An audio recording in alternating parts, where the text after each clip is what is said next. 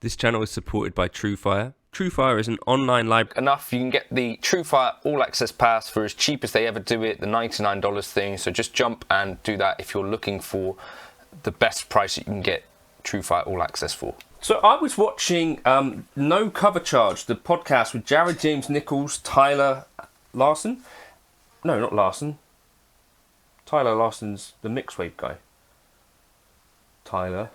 It is Tyler Larson. Mixwave is Taylor Larson. Confusing. Right, so anyway, and Joe Bonamassa was on there, and they got chatting about essentially some of the, I think, super down-to-earth chat in some ways for a guy that has, like, you know, all of the dumbles and all of the bursts. I first of all want to say, like, Joe Bonamassa is kind of pretty self-deprecating, like, talks about himself like a bull in the china shop. I think he's actually quite a lot more down-to-earth and, like, understanding things. I mean, this is really patronising to say, but more than people, I think, give credit to. In a lot of cases, you know, the stuff that I've seen of Joe Bonamassa, to me, just seems like a guy that kind of gets pretty much everything that all of us guitarists get, I think, and also is obviously doing it at the highest level. So, to me, I think some of the sort of negative attention that apparently seems to be, I think, a little bit misplaced. But anyway, talking about modelling, why he doesn't own any modelers and bits and pieces like that. And I thought it was really interesting to hear that perspective. If you're a traveling musician, I know this is really, really tough. I mean, especially now there's all this stuff going on, but cost, you know this, the cost of being in the guitar business and being in a band and out there on the road is gone up exponentially in the last 36 to 48 months. Okay, why are amp modelers so popular on a live stage right now? You can make a pedal board that's smaller than this, that has a neural or a line 6 or whatever those amp modelers are, and a little Seymour Duncan power amp, and all you have to rent is a 4x12 or a cabinet, and that's a whole rig that fits into the front pocket of a backpack. I gotta check my head, or, you know, then you start getting to these costs and fragility issues, and you come home, you know, having cut a check.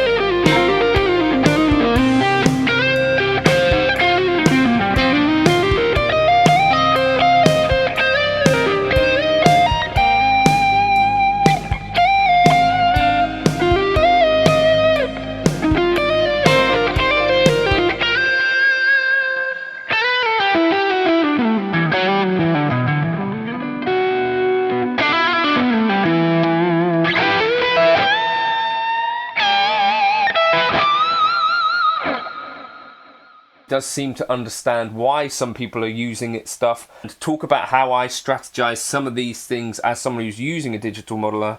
Here's my thing.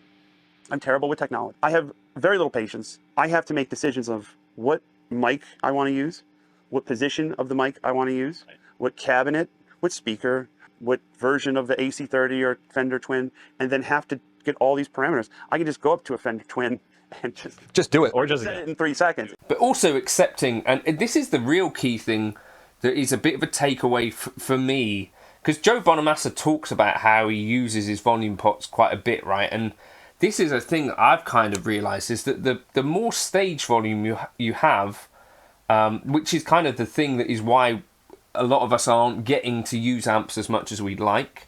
I don't think it's just a convenience thing. It's also the pressure of turning up to a gig and sort of just people thinking like, why are you needing to be this loud? Or like, you know, thinking you're a diva for wanting to use a deluxe reverb with the volume on 3 or a Sir Bella on 2 or whatever. Like, very reasonable, in my opinion, kind of stage volumes that are like on par with a drummer, that are along for the ride with these louder stage volumes. And this is a thing that I think gets missed maybe in some sort of video situations and stuff like that. But your guys like your Robin Ford and your Joe Bonamassa, part of the reason that their tone is so good and their playing is so good, it's because it's happening at a certain volume where they're able to sort of be more subtle as a guitarist, because you're hearing the nuances. Whereas if it was like, you know, just down lower in the mix, or, you know, if they were underneath sort of the drum kit and, you know, the kind of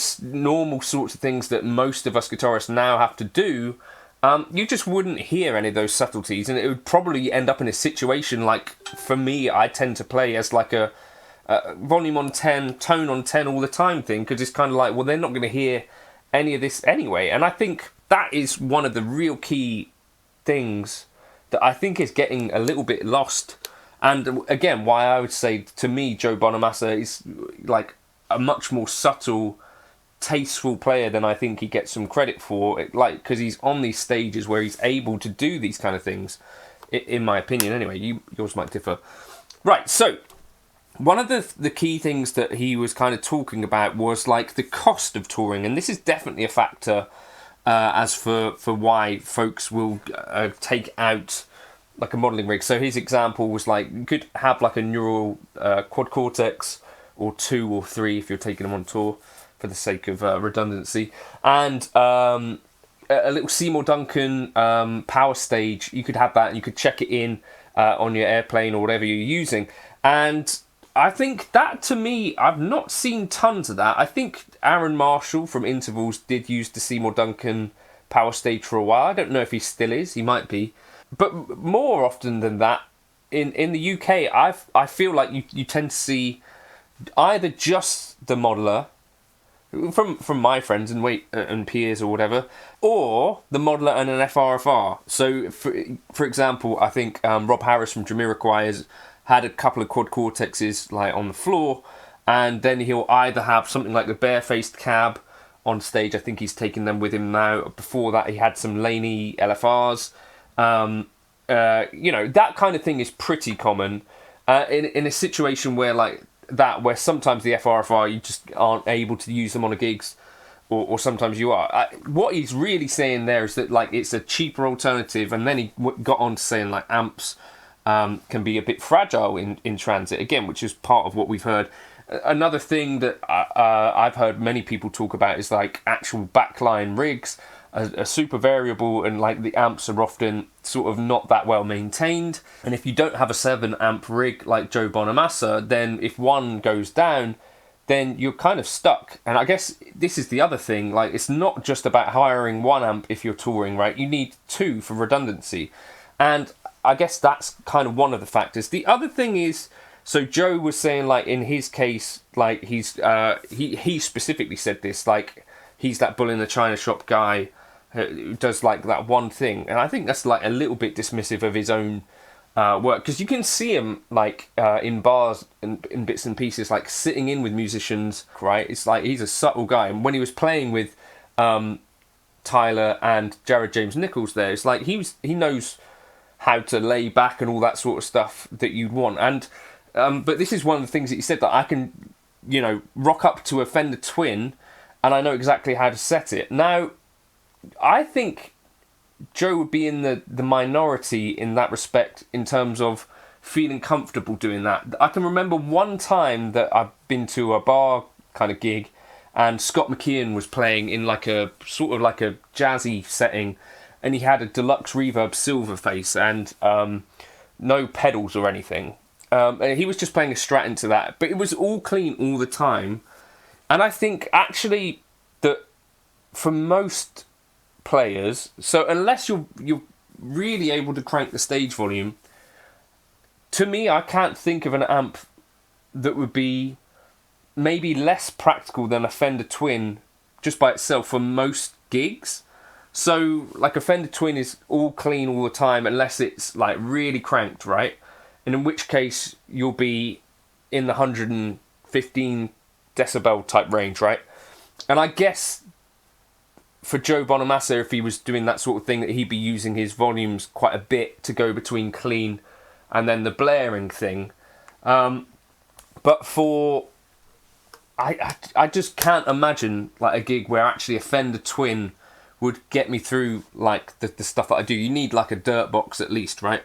So that was kind of an interesting thing to me. Like, I don't know if any of you guys have tried gigging Fender Twins without pedals, or maybe with pedals. Maybe he's saying like I can rock up with my pedal board. Joe doesn't have a terribly complex pedal board, right? It's like a few drives, like a Tube Screamer. Like, so maybe you can rock up to a Twin, like just stick it in the normal channel, whatever. I think quite a lot of us could do that, where it's like, right, I've got my normal drive setting, a reverb, a delay, whatever. But this is the kind of thing that I think we need to take into the digital realm as well, because he was saying like about the amount of options and option paralysis is definitely a thing that we discuss in the digital modeling space, about like, well, I need to, you know, find which version of an AC30. I need to pick the mic placement and all that sort of stuff. Now, this is the area that, as someone who's used this stuff for like about 15 years, 20 years, 15 or 20 years using it, what I've found is that actually it's a little simpler than that, and you just need to find the stuff that works for you. So I think like in the Helix world, so what I'm going to do in this video is just put together a preset, like very basic stuff. So I'll probably just use a deluxe reverb. I'll probably use a Cali V30 with a Neumann U67 in position 3.8 with a high cut down to 4 kilohertz. I'll probably use the Glitz reverb, and I'll probably use the dual delay that I always use. And as a drive in tribute to Joe Bonamassa, I'll use a Tube Screamer, I guess with the level at 10, the clipping down at 3 or something like that. This is the thing for me, is that I've, over time, like you would in the real world, found your bits and pieces that actually work quite well for you. And it becomes a thing where actually, do I need to know what a Vox AC30 would sound like? Or can I just pick the things that work for me? And that is, I think, a little bit of how you can help solve some of the problems of digital modeling. It doesn't need to be hours and hours and hours spent putting together a thing. I think you could kind of think about it like the equivalent of like the amount of time that you might spend putting together a board. Like you can build a pretty involved preset, especially in 2025 when you've got things like the Tone Master Pro, where actually it doesn't take too long to build stuff at all.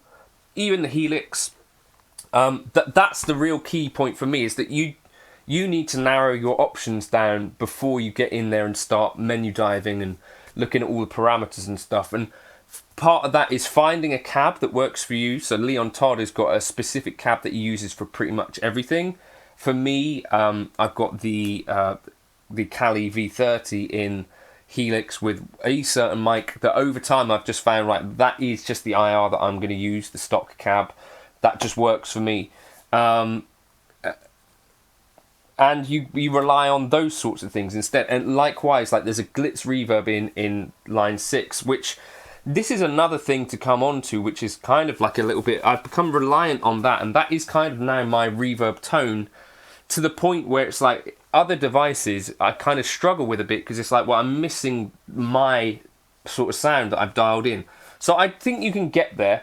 And what I would say, like for me, using a modelling rig live, I would say there are definite differences between how you play with a rig that is, I guess, linear than a real amp, where like a real amplifier, like on 2, on 3, on 4 with pedals, like those things are so variable.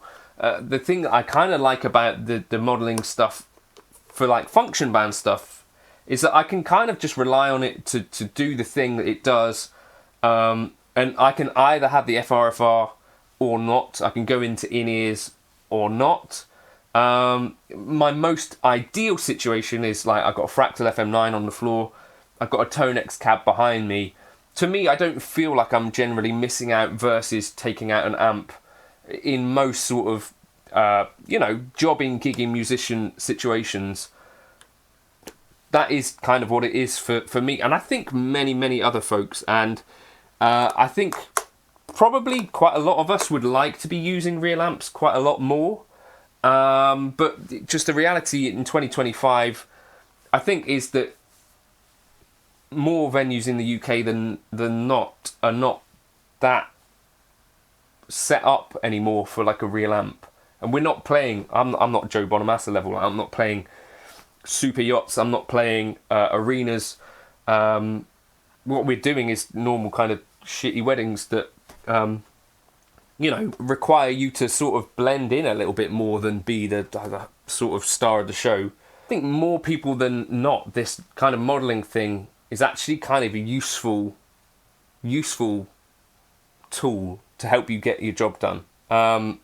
But if your job doesn't involve ever playing, but this is another thing that you were saying actually, like he loves the Princeton, but for him, like a Princeton just doesn't get above the drummer enough, and I think in a lot of cases that's kind of the opposite of what we experience, where it's like I'm not competing with a drummer like on a quiet stage. Just like the drummer is like the one guy that's allowed to be loud. Everyone else kind of is under pressure to be a little bit quieter and be like at the control of the sound guy. So I think modelling just helps you get in that kind of zone where you can be a little bit easier to control. It's no longer the raw, untamed guitarist. We're now in the era of the sound man at the moment.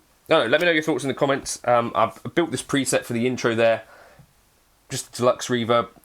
I presume I probably managed to get it done in like a minute, 2 minutes, and that's kind of, to me, one of those things where you, over time, using modelers, you get to find the things that you really like and the tips and tricks, and it doesn't need to take hours and hours to build a preset. Another thing Jared James Nichols was talking about was the Kemper, where a sound guy got him set up with it and he wasn't using an amp, and the power cable came out during a solo, and then they had to reboot it. The Kemper does take a while to reboot, right? But I thought, like, in that situation, the same thing, that's not really a negative of the Kemper, right? Like, an amplifier, if it turns off midway through a gig, you're going to have similar sorts of issues where it's just not going to make any sound. The one thing that he said was then he turned it back on and like they'd lost whatever they'd put on the Kemper. And I get that can be a really... But in that case, yeah, it seems like operator error more than anything, right? I think that is the lessons really, though, that if you're going to be relying on either modelling or an amp, that you do need a backup most of the times. I think it is kind of easier to back up a modeler. And the modelling thing, at least if your like FRFR on stage goes out, it will still be going out to front of house. Yeah, you probably need a backup though.